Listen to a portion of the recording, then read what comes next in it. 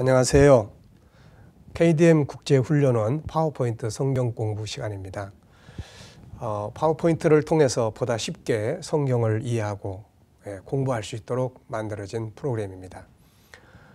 이 시간도 KDM 파워포인트 성경 공부와 함께 즐겁고 또 은혜로운 시간 되시기 바랍니다. 먼저 지난 시간에 우리가 공부했던 것 간단하게 복습을 먼저 하겠습니다. 지난 시간에는 기억나십니까? 인본주의의 정체가 무엇인가를 우리가 살펴봤습니다. 성경은 인본주의를 뭐라고 이야기했던가요? 네, 그렇습니다. 바로 음녀라고 표현하고 있습니다.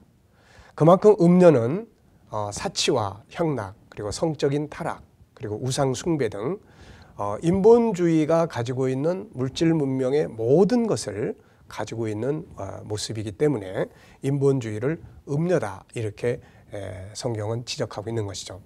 이 같은 인본주의 곧 음녀의 정신이 오늘날 모든 나라 그리고 모든 족속 그리고 모든 세계의 문명을 지배하고 있습니다.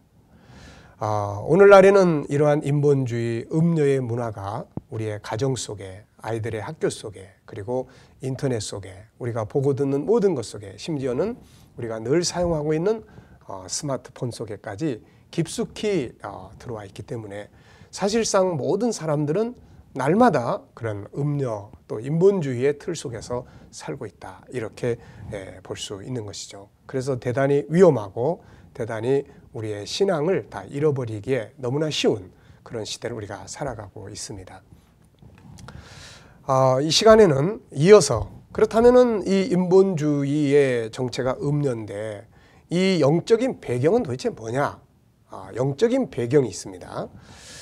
눈에 보이는 모든 현상들은 단지 그 눈앞에 보이는 그것만 있는 게 아니라 그 배후에 배경을 가지고 있는 것이죠. 음녀라고 불리워지는 인본주의 역시 그 배경이 있는데 그것은 바로 영적 존재인 사탄, 마귀라고 성경은 말씀하고 있습니다. 사탄은 결국 인본주의라고 하는 도구를 가지고 인간을 멸망에 이르게 하고 있는 것이죠. 이 시간에는 음녀라고 표현되고 있는 인본주의의 배경, 바로 그 사단의 역사에 대해서 우리가 한번 살펴보도록 하겠습니다. 사람들은 보통 인본주의, 휴머니즘 그러면 굉장히 그 인간답고 좋은 것으로 이렇게 생각을 합니다. 인본주의가 뭐 음녀다, 혹은 뭐 인본주의가 뭐 사단이다 이래 버리면 아마 많은 사람들은 거기에 대해서 동의하지 않을지 모릅니다. 사단은 단지 영적인 어떤 존재로만 생각하고 있는 거지 사단이 뭐 이제 이렇게 인본주의의 뭐 배경이다 그러면 아마 부정적으로 보게 될지 모릅니다. 그러나 우리는 이 인본주의의 정체를 하나씩 살펴봐 왔고 이제는 또 다시 우리가 성경을 통해서 그런 또 주변 환경을 통해서 이 진리, 인본주의의 영적 배경은 사단이라고 하는 바로 이 진리에 대해서 하나씩 정리해 보도록 그렇게 하려고 합니다. 우리가 이미 다 공부한 바와 같이 인본주의의 시작은 창세기 4장 16절에 가인이 여호와의 앞을 떠남으로써 하나님을 떠남으로써 인본주의 역사는 시작이 됐습니다.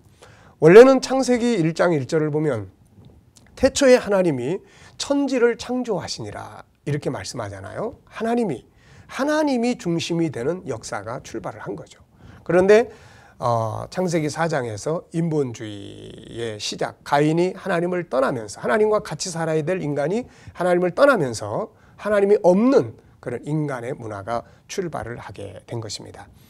자, 그런데 이제 우리가 여기서 주목해야 될 부분이 바로 무엇이냐면은 창세기 4장보다 더 앞서서 창세기 4장에서 인본주의 가인은 하나님을 떠나면서 하나님을 대적하는 역사가 출발하는데 성경은 가인보다 더 앞서서 하나님을 대적한 하나님을 대적하고 인간을 유혹했던 어떤 하나의 사상, 어떤 하나의 존재를 우리가 볼 수가 있게 되는데 그것이 바로 마귀가 사탄이 뱀을 통해서 역사하는 바로 그 장면입니다.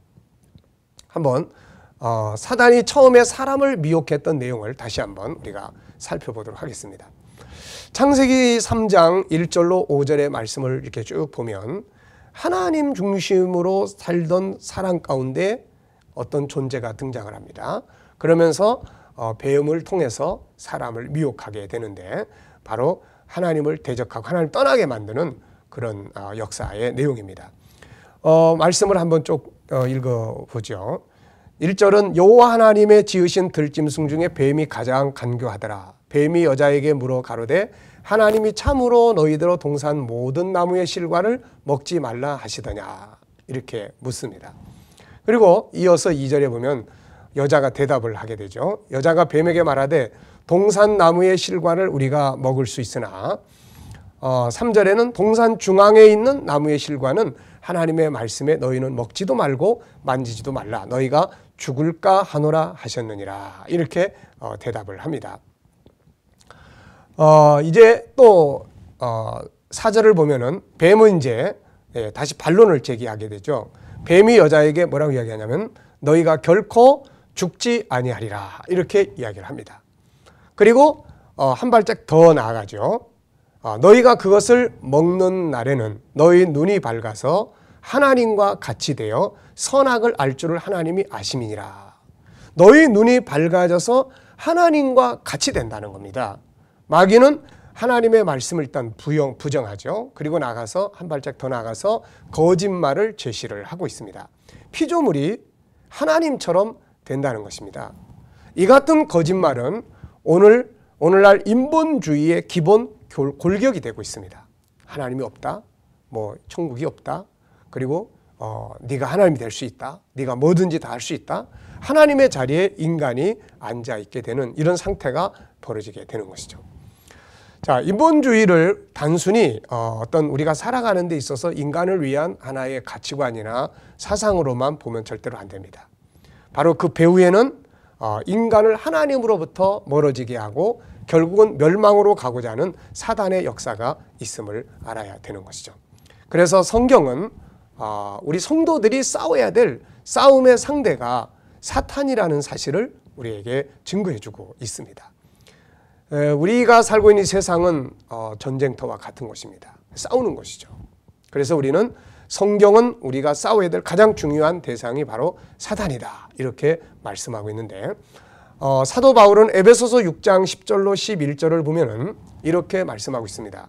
종말로 너희가 주 안에서와 그 힘의 능력으로 강건하여지고 마귀의 괴계를 능히 대적하기 위하여 하나님의 전신 갑주를 입으라 이렇게 말씀하고 있습니다. 또 12절에는 우리의 씨름은 혈과 육에 대한 것이 아니요 정사와 권세와 이 어두움의 세상 주관자들과 하늘에 있는 악의 영들에게 대한 것이다 이렇게 말씀하고 있는 것이죠. 사단은 하나님의 말씀을 부정하고 거짓말로 사람을 미혹했습니다. 창세기 3장에서 마귀는 뱀을 사용하죠. 그러면서 거짓말을 합니다. 하나님 말씀을 부정하고 거짓말로 사람을 미혹해요. 이 같은 역사는 이제 창세기 3장 다음에 나타나는 4장부터 나타나고 있는 인본주의 사상의 중심이 됩니다. 인본주의가 무엇입니까? 하나님 없다. 그리고 하나님의 말씀을 부정하고 그리고 인간의 생각과 머릿속에서 나온 것들을 중심으로 하는 거 아니겠습니까? 그래서 인본주의는 진리의 말씀을 부정하는 거죠. 하나님을 부정하고 말씀을 부정합니다. 그리고 사단으로부터 주어진 거짓된 지혜, 이걸 가지고 거짓 이론들을 만들어서 마치 그것이 인간을 행복하게 할 수 있고 인간으로 하여금 멋지게 살아가는 유토피아를 건설할 수 있는 것처럼 미혹하고 있다는 것입니다. 지난날의 3장에서는 뱀을 사용했던 마귀가 이제는 사람을 사용해서 인간을 미혹하고 있다고 하는 것을 우리는 기억할 필요가 있습니다. 사탄은 자기의 본 모습으로 일하지 않습니다. 사람을 통해서 일하고 있는 것이죠. 창세기 3장에서는 뱀을 사용했습니다. 그런데 4장부터는 이제 사람을 사용하게 되는 거죠. 하나님을 떠나버린 인간을 자기의 일꾼으로 자기를 계시해주고 자기가 이루는 목적을 이루어 갈 수 있도록 그렇게 사용하고 있다는 것입니다. 그래서 사람들은 이것이 사탄의 모습으로 나타난 것 같으면 안 따라가겠지만은 사람의 모습으로 모든 것들이 만들어지고 사람을 위한 것이다. 이러니까 인본주의를 쉽게 따라가게 되는 것입니다. 그러나 사실 인간이 만들어 놓은 인본주의의 모든 철학, 학문, 모든 사상과 이념이나 이런 것들 속에서는 하나님을 뺍니다. 하나님이 없는 거죠. 진리를 부인합니다. 하나님의 말씀들을 부인해요. 그래서 거짓 진리가 만들어지고 거짓 종교가 나오게 되고 거짓 사상이 나오게 되고 잘못된 인간으로서 누릴 수 없는 그런 인간을 행복하게 만들어줄 수 없는 잘못된 풍습들로 만들어져서 사람을 그 안에서 다 사로잡게 되는 것입니다. 그래서 꼭 기억하셔야 될 것은 인본주의의 배경은 창세기 4장에서 인간을 이끌어가기 시작하는데 그 이전에 벌써 창세기 3장에서 그 본 모습을 보여주고 있는데 그것이 바로 사단이다 하는 것을 우리가 기억을 해야 되겠습니다.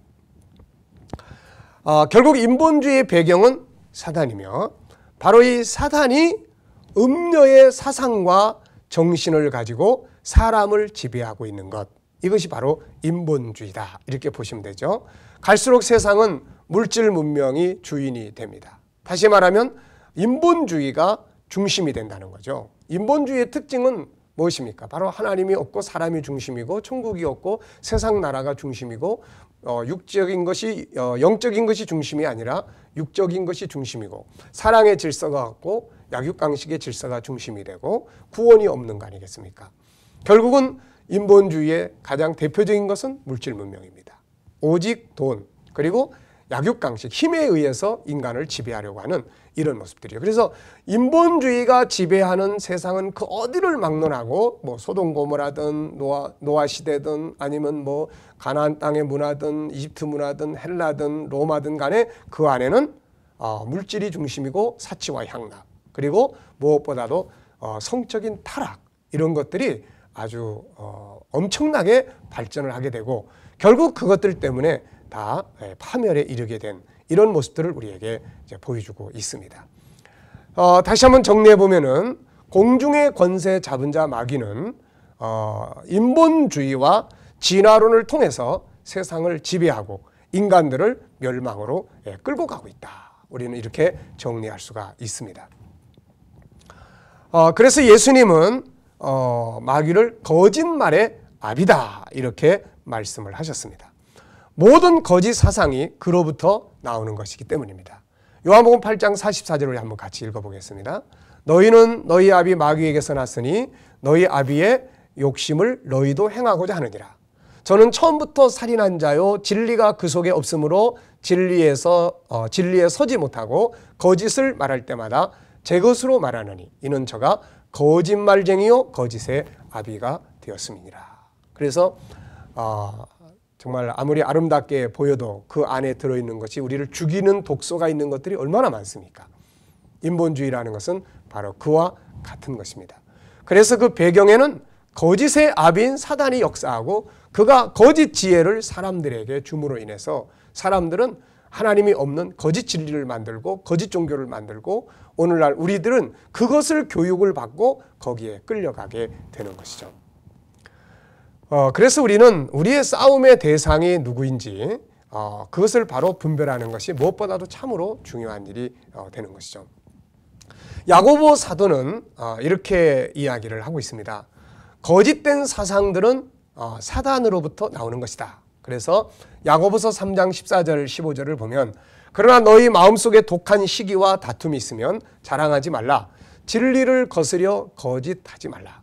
이러한 지혜는 위로부터 내려온 것이 아니요 세상적이요 정욕적이요 그 다음에 보면은 마귀적이다 이렇게 이야기합니다.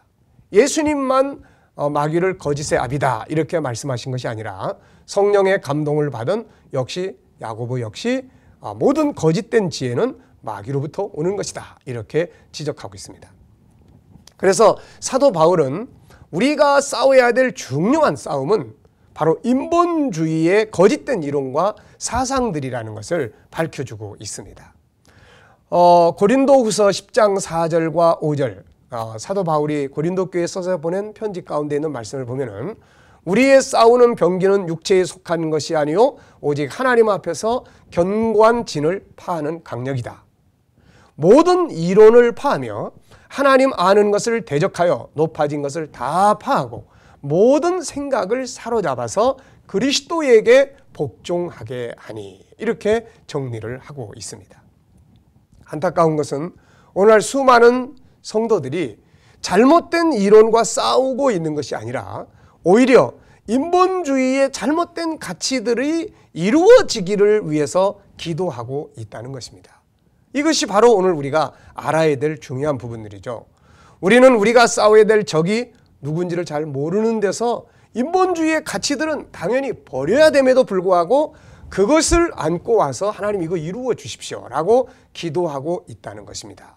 어떻게 보면 적과 동침하고 있다는 것이죠. 우리는 잘못된 사상과 정신, 풍습들은 뽑아내기 위해서 기도해야지 이걸 이루기 위해서 기도해서는 안 된다는 것입니다. 우리는 바로 이 같은 사단이 만들어 놓은 인본주의적 가치관과 싸우는 것이 우리의 적이라는 것을 이 시대 우리 성도들이 좀 알았으면 좋겠습니다. 자, 다시 한번 정리해 보면은 인본주의의 배경은 사단입니다. 인본주의의 배경은 사단이며, 그리고 사단은 물질 문명, 사치와 향락 이런 것들을 가지고 일하기 때문에 성경은 음녀다 이렇게 표현을 합니다. 지난번에 어느 이렇게 연예계에서 활동하는 크리스찬을 한번 만나본 일이 있습니다. 이 사람은 아주 대단히 많이 고민하고 갈등 속에 있는 사람이었습니다. 그분의 부친은 목회를 하셨던 분입니다. 그 목회하셨던 분의 자녀이다 보니까 아무래도 신앙의 기본 뼈대가 있었겠죠. 그런데 그런 속에 들어가서 일을 하다 보니까 한마디로 뭐라고 고백을 하냐면, 목사님, 이 세계는 음녀의 세계입니다. 이렇게 고백하는 말을 들어봤습니다. 그래서 이 형제도 뭔가 정말 이제는 자기가 하나님의 복음을 위해서 이제는 자기의 가진 달란트를 사용을 해야 되겠다 하는 그런 이제 이야기를 들은 일이 있습니다. 비단 그런 연예계뿐만 아니라 우리가 살아가는 삶 전체는 사실 이런 음료적인 그런 것들로 계속 더 갈수록 깊어지고 있고, 오늘 우리 사회는 대부분의 수많은 뉴스나 또 수많은 그런 인터넷 뉴스나 사건의 중심 속에는 바로 이런 음료의 가치와 사상들이 나타나고 있는 것을 우리가 볼 수가 있습니다. 정말 안타깝고 답답한 일이 아닐 수 없는 것입니다. 자, 우리가 싸워야 될 적은 바로 이것이다 하는 것, 인본주의고 인간적인 가치관, 물질 문명, 인본주의가 나온 이것들이 바로 우리가 싸워야 될 싸움이라 하는 것. 자, 그러면 이제 우리가 여기에서 아주 중요한 사진을 하나 보도록 하겠습니다. 이 사진은 태국 넝카이라고 하는 곳에 가면 우상들을 모아놓은 공원이 있는데 그곳에서 찍은 사진입니다. 그곳에는 인본주의의 배경이 사단이라 하는 것을 아주 잘 보여주고 있는 동상이 하나가 있습니다. 자, 이 사진을 한번 잘 보십시오. 잘 보시면은 앞에는 사람의 얼굴입니다. 사람의 모습이 있는데 점점 뒤로 갈수록 이게 뱀으로 바뀌는 장면을 보여주죠. 그래서 뱀의 몸통, 그 다음에 쭉 올라가면은 맨 위에 그 뱀의 머리가 있습니다. 뱀의 머리가 있는데 그 머리가 자세하게 보면은 그 혀를 날름거리고 있는 바로 그런 장면인데, 둥근 것을 이렇게 안고 있습니다. 그 둥근 것이 바로 뭐냐면 지구죠. 저는 이 장면을 거기에서 보면서 참 엄청나게 놀랐습니다. 어떻게 우리가 지금까지 공부하고 있는 그런 인본주의와 사단의 관계를 이렇게 한 장면으로 만들어 놓을 수 있을까? 이것은 바로 사단이 자기를 계시한 데서 우리가 이렇게 만들어지는 걸 볼 수 있죠. 하나님께서 우리에게 자신을 계시하시는 것처럼 마귀도 자기를 계시하고 있습니다. 여기 공원에 가면은 7머리 달린 용이, 이 뱀이 나오는데, 이 7머리 달린 뱀에 대한 계시는 사실 성경 요한계시록 12장이나 17장에서 나오는 거 아닙니까? 그런데 마귀도 이렇게 자기를 계시하고 있습니다. 자, 다시 한번 이 사진을 보면 머리는 사람이고 이어지는 뒷부분은 뱀의 몸통이며 맨 위에 혀를 날름거리고 있는 것은 뱀의 머리, 곧 사단이며 둥근 것은 지구를 의미하고 있는 것입니다. 사단은 사람을 통해서 일하고 있는데 그 장면을 이렇게 보여준 것이죠. 그가 둥근 것을 안고 있는 것은 온 세계를 자기 손에 두겠다는 것을 나타내고 있는 것입니다. 사람이 어떻게 이런 동상을 만들 수 있을까요? 그것은 마귀가 바로 자기를 계시하기 때문에 이런 그림들, 이런 동상들이 만들어질 수 있다 하는 것을 우리가 기억해야 되겠습니다. 이 그림을 기억해 두시기 바랍니다. 자, 그러면은 이제 인본주의의 결과는 어떻게 되겠습니까? 결국은 성경은 인본주의는 심판을 받는다. 지난날의 역사 속에 있었던 모든 인본주의의 세계들이 다 그렇게 심판을 받아왔는데 앞으로의 마지막 시대도 역시 인본주의 세계는 심판을 받게 된다. 이렇게 성경은 이제 확실하게 말씀을 해주고 있습니다. 지난날의 인본주의 역사를 한번 이렇게 쭉 살펴보면은 가인으로부터 출발했던 인본주의의 역사가 더 이상 갈 수 없을 만큼 타락하게 되죠. 그래서 당시에 하나님을 섬기는 사람이 노아 한 가족밖에 없을 정도로 세상은 다 인본주의화 되어버렸고 영적으로는 사단화가 되어버렸고 결국은 하나님은 그 시대를 심판하게 됐던 것입니다. 그리고 또 바벨탑 사건에서 흩어져서 이렇게 퍼져갔던 인본주의는 지역마다 인본주의 도시를 만들고 또 국가를 만들었는데 그게 바로 소돔과 고모라였습니다. 하나님께서 소돔과 고모라 심판하시잖아요. 그리고 그런 인본주의 국가들이 계속 등장하는데 그래서 역사 속에서 항상 그 나라들이 망하고 심판받는 장면들을 우리가 봤는데 마지막 시대의 인본주의 역시 이렇게 멸망에 들어갈 것을 성경은 보여주고 있습니다. 이제 우리는 마지막 인본주의 세계가 심판받는 장면을 보여주고 있는 것을 소개하겠는데요. 그것이 바로 요한계시록 18장의 내용입니다. 요한계시록 17장이 인본주의의 정체를 설명하고 있어요. 그리고 18장은 그 인본주의의 세계가 이렇게 심판을 받는다는 것을 보여주고 있습니다. 그래서 인본주의의 세계가 17장에서는 음녀라고 이제 설명하고 있는데 그 음녀가 이제 18장에 가면은 바벨론, 음녀의 이름 중에 하나가 바벨론인데 그 바벨론이 심판받는 그런 내용이 이제 나타나고 있습니다. 그래서 계시록 18장의 내용을 이렇게 보면은 5가지로 이렇게 정리할 수 있는데요. 첫째는 1절로 8절에서는 왜 이 세상이 심판을 받게 되는가? 그래서 거기에 4가지 죄목을 설명합니다. 첫째는 우상의 세계가 되고 두 번째는 사치와 향락의 세계가 되고 그 다음에 세 번째는 성적인 타락의 세계가 됩니다. 그 다음에는 네 번째는 진리를 가지고 살아가는 성도들에게 핍박하고 피를 뿌리게 되죠. 그래서 하나님께서 이 인본주의 세계를 핍박하신다, 이제 심판하신다, 이런 내용이고, 그 다음에 4절에는 이제 성도들은 그런 세계에서 어떻게 해야 됩니까? 거기 나와야 되는 거죠. 소돔으로 들어가는 게 아니라 소돔에서 나와야 되는 거고, 애굽에 머물러서 안 되고 애굽에서 나와야 되는 거고, 바벨론에서 머물르면 안 되고 바벨론에서 나와야 되는 겁니다.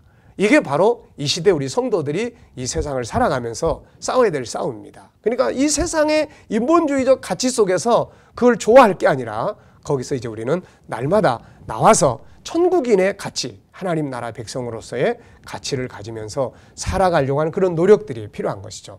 세 번째는 그들이 불에 타서 사라지며 고통스러워하는 모습을 보여주고 있는데 그게 9절로 19절입니다. 이때에 이제 세상은 그렇게 심판을 받지만은 하늘에 있는 자들, 구원받은 성도들은 기뻐하겠죠. 그래서 20절에는 그들의 심판을 위하여 그들의 심판을 인해서 성도들이 기뻐하는 그런 장면들이 나옵니다. 그리고 5절에는 5번째는 21절로 24절에서는 다시는 음녀, 인본주의의 세계는 다시 이제 등장할 수 없다. 그래서 천사가 맷돌을 바닷속에 던져버리는 이제 이 세상을 의미하는 맷돌을 바닷속에 던져버리는 그런 장면이 나옵니다. 이것은 바닷속에 맷돌이 던져지면 다시 찾을 수 없잖아요. 바로 이 세상이 인본주의 세계가, 음녀의 세계가, 사단이 왕노릇하는 세계가 그렇게 될 것을 보여주고 있습니다. 말씀을 한번 살펴보죠. 18장 19절 20절을 보면 티끌을 모아 자기 머리에 뿌리고 울고 애통하여 외쳐가로되 화이토다 화이토다 큰 성이요, 인본주의의 세계를 말합니다. 바다에서 배부리는 모든 자들이 너의 보배로운 상품을 인하여 치부하였더니 일시간에 망하였도다. 하늘과 성도들과 사도들과 선지자들아 그를 인하여 즐거워하라. 하나님이 너희를 신원하시는 심판을 그에게 하셨음이라 하더라. 세상은 불타고 성도들은 영광 가운데서 기뻐하는 그런 내용을 말씀하고 있습니다. 21절 22절에는 이제 이런 인본주의 세계는 다시는 등장하지 않을 것이다. 그래서 힘센 천사가 맷돌 같은 큰 돌을 들어서 바다에 던집니다. 바로 그 속에는 바로 사치와 향락 그리고 다양한 그런 쾌락적인 세계가 그려지고 있는 것입니다. 창세기 4장에서 시작된 인본주의의 역사는 사단의 도구가 되어버린 음료와 같은 인본주의 역사는 이제 완전히 멸망하고 말게 되는 것이죠. 물론 인본주의의 종로로 타던 세상과 나라와 백성들 역시 하나님의 무서운 심판 아래 소돔 고모라처럼 들어가게 될 것입니다. 그리고 다시는 사단이 주인 노릇하는 인본주의 역사는 등장하지 않을 것이고 그 다음에 계시록 21장, 22장에 등장하는 새하늘과 새 땅, 바로 이 새로운 세계가 영원한 세계가 되고 승리한 성도들, 인본주의 세계 속에서 오직 믿음을 지키고 진리를 굳게 믿고 말씀 안에서 진리를 지켜가며 살아갔던 수많은 성도들은 영원히 영광을 얻게 될 것입니다. 이 시간에는 인본주의의 그 배경, 인본주의의 정체는 바로 이 음료다 하는 것 지난 시간, 이번 시간에는 인본주의의 배경은 바로 사단이다 하는 것, 마귀다, 사탄이다 하는 것을 우리가 살펴봤습니다. 대단히 감사합니다. 수고하셨습니다.